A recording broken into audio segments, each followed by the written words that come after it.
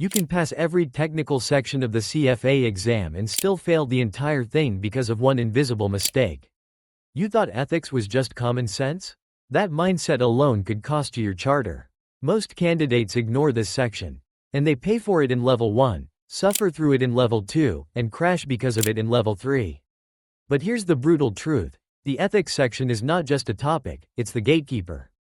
Fail it, and the CFA Institute can override your entire score. And the irony? It's not even hard to master, if you understand what it's truly testing. This is CFA by AB.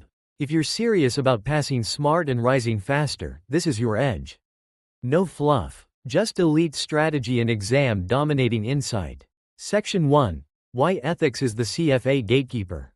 Let's start with what most candidates never realize. Ethics can determine if you pass or fail, even if your average score says you should have passed.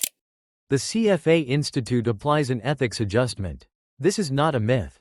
If you're borderline, your ethics score can push you over the line, or drag you below it. Example: 2 candidates score identically. One gets 70%. The second one often passes.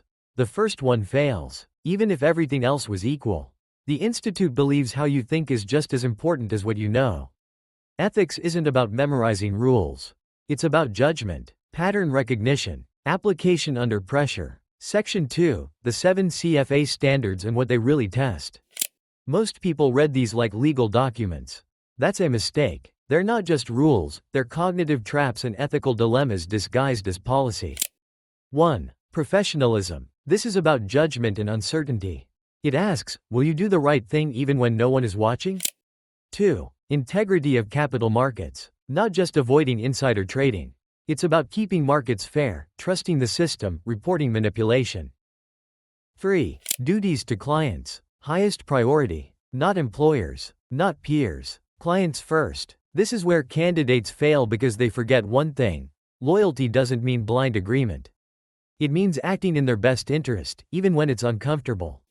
4. Duties to employers. This standard tests your ability to navigate conflict. Can you remain loyal without becoming unethical? 5. Investment analysis, recommendations. Not just what you recommend. 6. Conflicts of interest. It's not about eliminating them. That's impossible. It's about recognizing, disclosing, and managing them transparently. If you think the ethics section is about memorizing rules, you're already 3 years behind. Ethics is a psychological stress test. It's the CFA Institute asking, can we trust you with $500 million of someone else's money?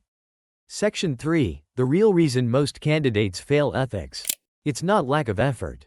It's misalignment. They study ethics like a formula. They cram last minute. They think ethics is common sense, when in reality it's scenario pattern recognition. Key insight. The CFA exam questions in ethics are purposefully gray. You will not find clear answers unless you understand the underlying intent of each standard.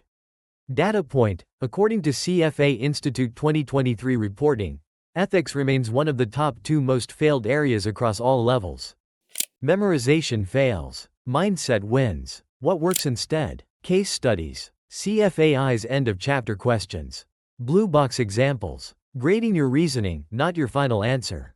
Section 4, common ethical traps and how to outsmart them. Let's get tactical. Here are 5 traps that show up in mock exams and real ones. 1. Loyalty versus independence. Employer tells you to do something borderline unethical. What do? CFA wants you to push back. Document. Escalate. Not resign immediately. Not ignore. 2. Material non-public information. You overhear something in an elevator.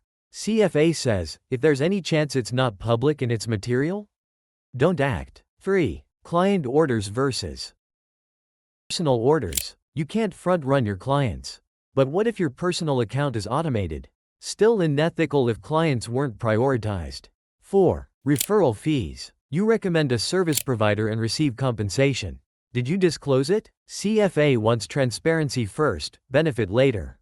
5. Misrepresentation. Saying, CFA certified, instead of, CFA charterholder. That's a technical violation. Yes, even minor phrasing matters. The trap isn't the question. The trap is your assumptions. The CFA exam doesn't want to see if you memorized the ethics handbook. It wants to see if you'd protect a client's life savings when your boss pressures you to cheat. Section 5. How to study ethics the CFA proven way. Don't just read the curriculum. Internalize the logic. Step 1. Start early.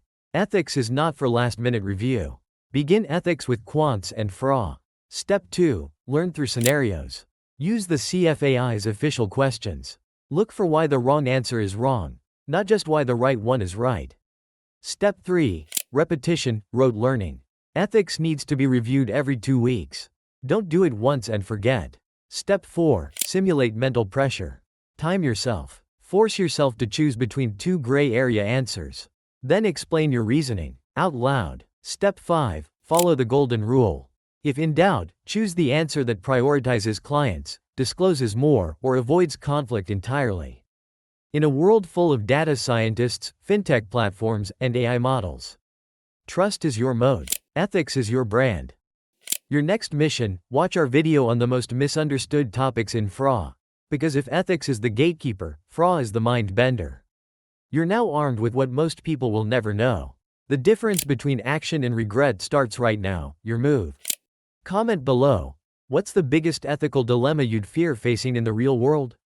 Subscribe if you're tired of vague content and want the exact edge to pass smarter and faster.